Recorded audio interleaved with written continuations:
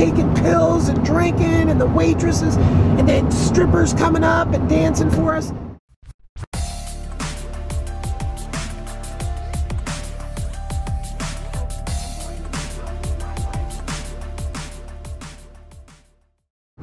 And the money I was making, it wasn't really easy money. All the nightclub and all that. So, and the weed business, I mean, it was like a motherfucker too. My own personal experience with the club, I would just party my ass off. And Special K, which is ketamine, which is it's like an animal tranquilizer or some shit. That shit was really big, and I overdid that a few times, and which is just being like stuck and weird, being tranquilized. Yeah, I guess that's. So that was going on, and ecstasy was huge, coke, weed, although, yeah, so I was on federal pretrial release is what I was on. So I wasn't really smoking weed because weed was too hard to get out of the system. To do coke and ecstasy and get right out of the system. How fucked up is that? Somebody that would just prefer to smoke and drink now is gonna fucking do coke and ecstasy all the time because it's easier to get away with. Good job, drug war. The club was crazy AF. You could walk in there and go out on the deck and see 5 chicks all on one dude. You could see a bunch of couples, like all just, not a lot of actual sex, but just, I think the term is heavy petting, right? Cuddle puddles. Cuddle puddles, I think is the right term. There were cuddle puddles everywhere in just the most holy crapish. Did I just see that? Holy shit. Then going into like the men's bathroom, that got a little bit creepy.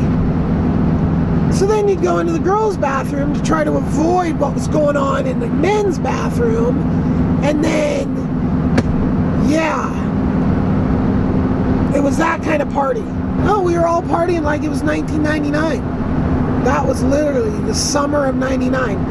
The club got busted week after I did, which was like, so it got busted like right around the 1st of October, 1999. So its total lifespan was from 4th of July to October. And when I got back to town after not being there for a while, my friends were coming up to me going, man, the cops are in here, undercovers everywhere, blah, blah, blah.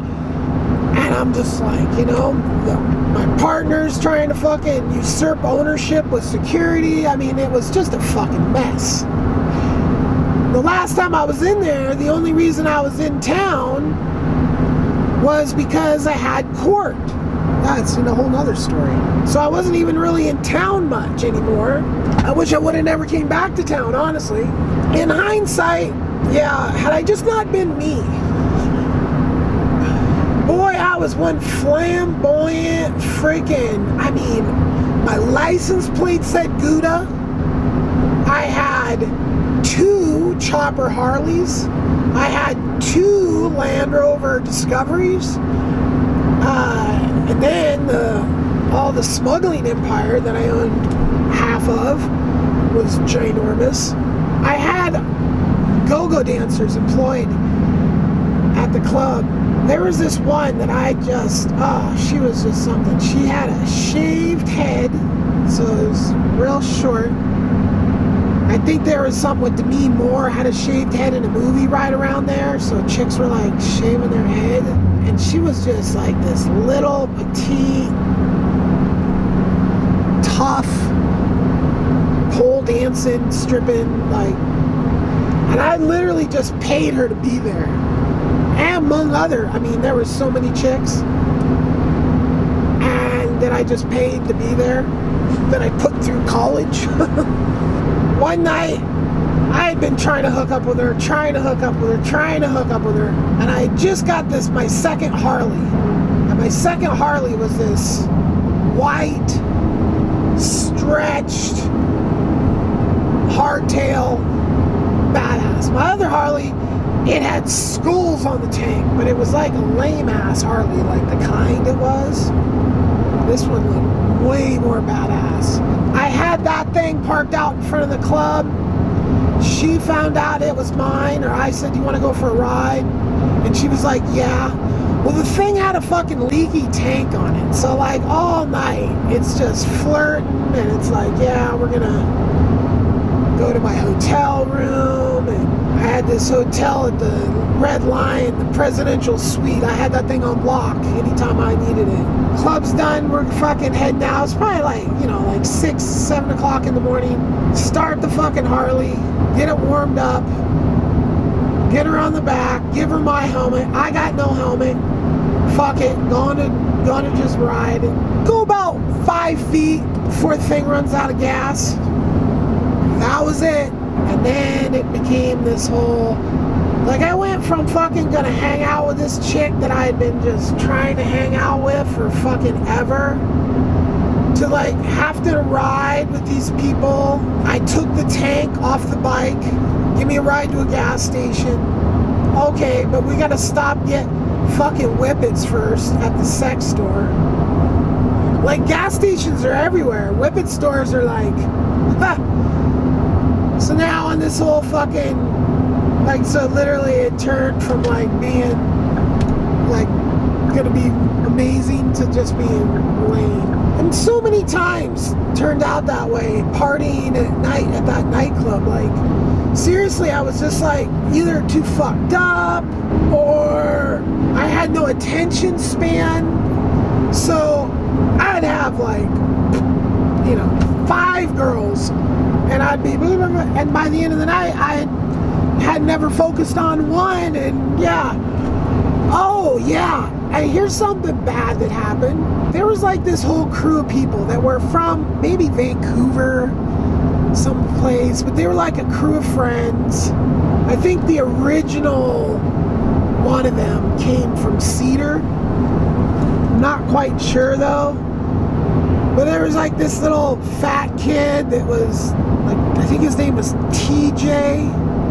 He was kind of barrel-chested, one of those barrel-chested guys. And then there was this guy that was in this band that was kind of popular, Polly. Hey, Polly. Polly really was more later years than those years. He was around, but I didn't know him much. This little crew of people, there was a couple that had a kid, and they were just fucking like some of the most hardest partiers there were. They might even have more than one kid. She had a sister that she said was 19, but she has ID that says she's 21. Who cares? 19? No problem. She wasn't fucking 19. She was 15 or 16 or some shit, and fucking gorgeous, and would hoover up coke like she was a fucking 19-year-old. She used to just hang at my table, which I had this table in the corner, which everybody was getting on me because my table was crazy. Like, I would just sit there with a table full of the hottest chicks in the fucking club and like a couple of my buddies, maybe a couple or two, and we would just fucking turn the whole table around, giving lines of coke to whoever, and we would just all be in such a conversation and taking pills and drinking, and the waitresses and then strippers coming up and dancing for us. That on a couple occasions, I just kind of come out of my little world and look around, and like my table was the fucking the show. Like, everybody was just like staring at what was going on at the table. And generally because, that's where the hot chicks are doing coke, and holy shit, there's a table full of people just doing coke right there, fucking just partying. So, you know, the club started to get a reputation. So what we did was we actually opened up the 4th floor of the club had been divided up into like 4 lofts that had just a bathroom and then a giant room. And so we started renting those out for private parties. And that's then where all the real crazy shit, like literally I'd go up there and I couldn't even get in to the fucking, some of the rooms. Like they brought their own fucking security, they rented the room, and they weren't gonna let anybody in there that they didn't, that, you know. I mean, I'm sure if I would have, you know, talked to whoever, but, you know, just staggering up to those fucking doors, because I could go anywhere. So I'd just be like, oh, what's going on in here? And then they'd be like, some big fucking dude would be like, nope, you don't have the pass. I'm like, I own this. You don't have the pass. I'm fucking drunk. I'm not trying to have an argument with you. I'm the owner. You don't have the pass. So those places were just freaking crazy, off the hook. And then right across from the nightclub, so the club was on the roof of the 2-story side, making it the equivalent of the 3rd floor of the other one building. So the other building on the 3rd floor, we took that over and we had turned that into like more private party places and like gambling. So, I mean, and also like, oh, you need a place to sling and not right out in front of everybody or in the bathroom. Here's a bunch of weird little rooms and corners and closets. And I mean, it was a lot of these places were actually being lived in by people. And then the nightclub being there basically ran them out, but they weren't supposed to be living there type of thing, right? Like the building was zoned like weirdly, so you had like artist community. I actually knew this guy. He was working at Kinko's, and I had a lot of shit to do at Kinko's back in the day. They were buying weed from me, so I would be always at Kinko's. Oh, give me that. Oh, print me up that. Give me this, you know, all this shit, because I could get it for a deal. So this guy that worked at Kinko's ended up like fucking his hand up or something, having some kind of thing, and having to go into like super broke mode for a while. And he literally lived in the fucking basement of this building, which the basement of this building was so creepy. It was like an old slaughtery or something. And just super old building. All kinds of weird history. And Jay had like his own little private hidden room down in the basement of this place. So this dude, I mean, they were just doing whatever. Like this dude was and he would literally keep his piss in bottles. I mean, I went over to his house to deliver some weed, and he must have had like 14 or something plastic bottles stacked up full of piss that he just hadn't taken out of there yet. And it was just like, wow, super hard. And, you know, everybody living in that building kind of had a similar thing going on, because there wasn't bathrooms in their rooms. It was all communal bathroom shit, right? And that's that's a hard limit for me. As a matter of fact, when I build out this house that I'm building out right now, I call it a house, when I build out all these structures, everyone's gonna have a bathroom. Every single structure will have its own bathroom. I mean, within reason. I'm not gonna have a shed with a bathroom, but then some of the lofts upstairs had bathrooms, but then no kitchen, or maybe a couple of them did have kitchens. But we basically, like, everybody moved out of the building because they were all sick of the noise. And the noise got to be legendary. Literally, it made the news. If somebody knows how to look up old news, it was on October of '99 on Channel 12 News. Yeah, it talked about how the club got shut down, and it talked about how all the neighbors around in the buildings. Like this one neighbor's like, God, I'll come to work on Monday and all my stuff would be bounced off the walls, bounced off my desk. And I don't know where exactly. They could have been in this little building right next to them. And then, of course, you know, oh, there had been needles in that neighborhood and there's still needles in that neighborhood. It's under bridges. Sure. So anyway, people were just super not happy about I actually had some friends that worked at the loading docks at Sheridan Fruit. So they told me stories from their perspective. And it's like, we would have people pass out all the time. I mean, we opened up at 3 a.m. People would come from other clubs and they'd been partying since, you know, like 9 or 10 or 8 o'clock. Some people would still be partying for days. I don't know how they did it, but they hit my place, and then first thing in the morning at 7:30, there's a whole series of bars that open up and start serving at 7:30 in the morning, and then so they make it, and then they go from those to the, you know, as the better clubs open, they just move to the better clubs throughout the day. And they were doing drugs, lots of drugs, and yeah, I never could fucking hang with that crew. Never. Like that shit, like drugs and me were like at most a one night in a week. Sometimes maybe 5 days would go by, you know, but not very often.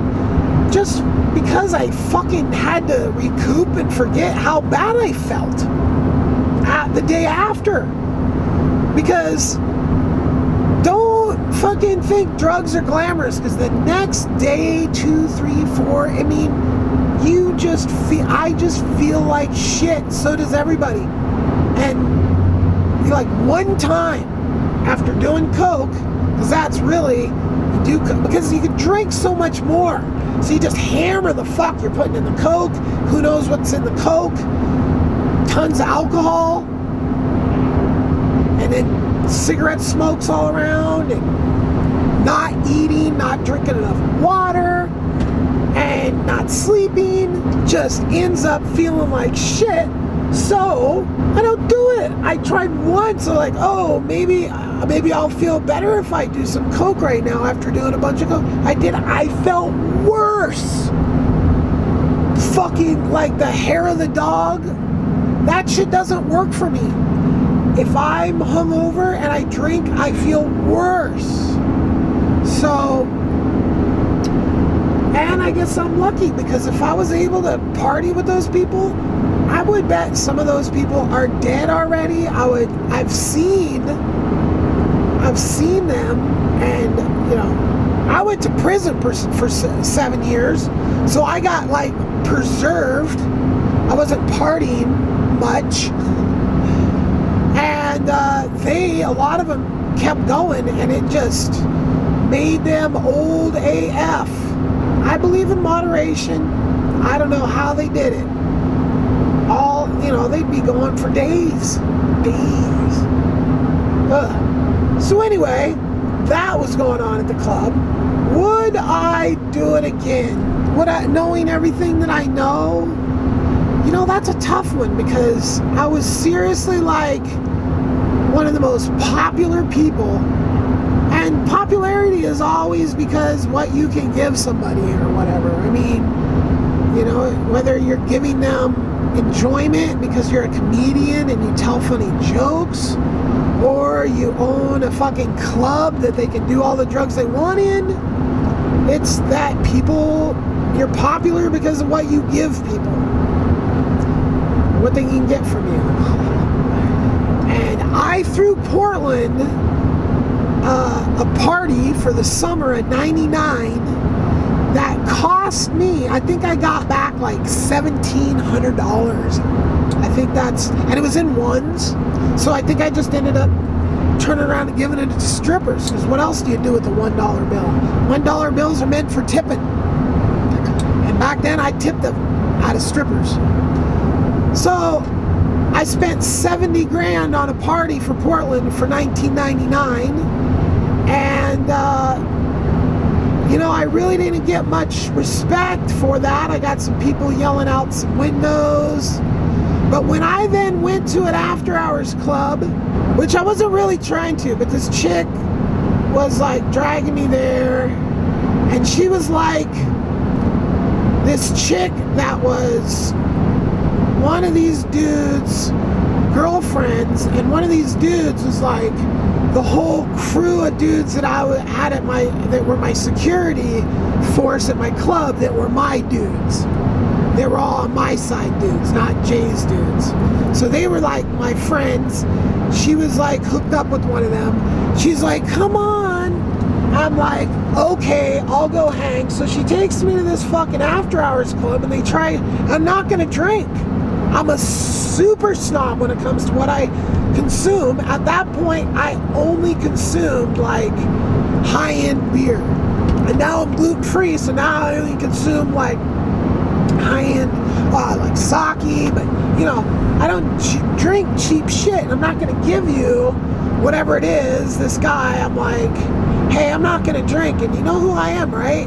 And it was like, so you are operating a successful after-hours club in Portland, and you want to charge me just to fucking come in and hang out with my friends that are all like your friends? Seriously? Fuck you, Dallas.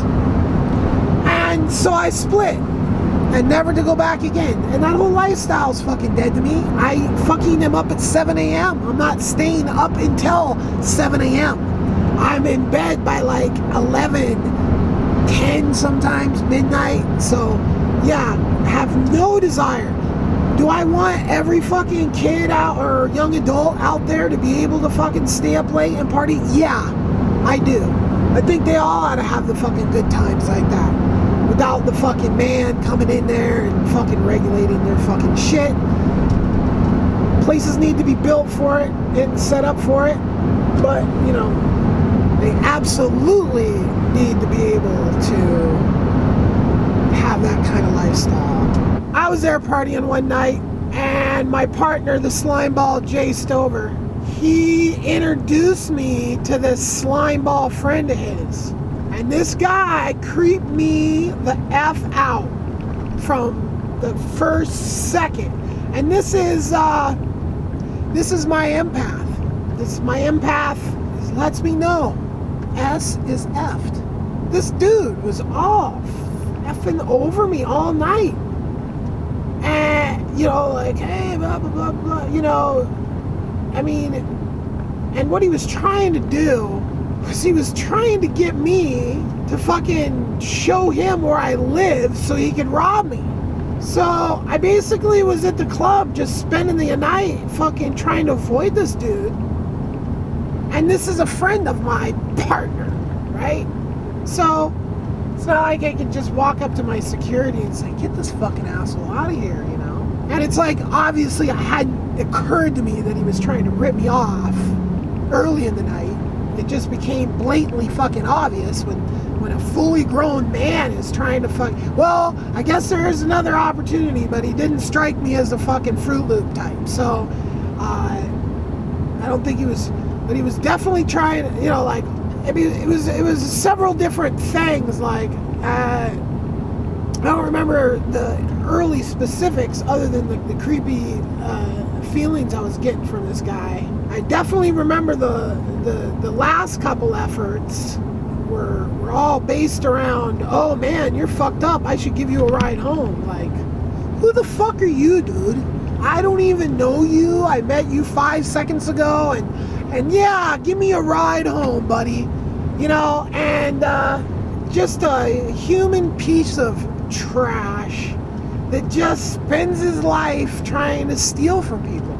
And that's what the drug war creates. You know, people like that, they get busted, they rat, and then they stay on the street.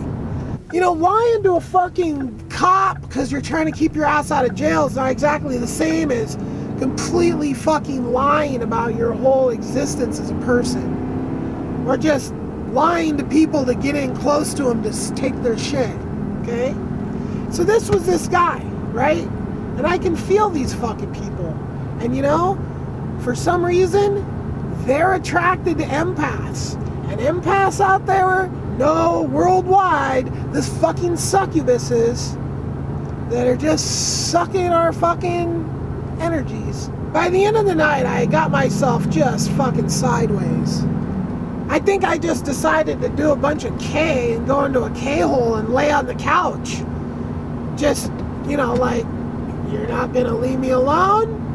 So I'm just gonna OD. Ha! The situation was so bad with this guy Jay, right? Like, he was fucking keeping all the money that was coming into the club, wasn't controlling the bar, wasn't doing shit that he was supposed to fucking do, that I outlined how this shit was gonna run. It was my money, my plan, run it the way I'm fucking telling you. So it wasn't. So I had these couple people. One was like a lawyer type of person, one was an accountant type of person, and they were fucking counterculture people, and they were gonna fucking, you know, but, you know, too little too late. I had bigger problems than, turns out, than that fucker ripping me off. And I might actually think of more stories about the nightclub, and I'll drop those. But consider yourself informed. If you like this video, please give it a thumbs up. And if you really like this video, share it with somebody on social media. And if you really, really, really like this video, then go over to Patreon, the link's down below, and sign up for Patreon for me.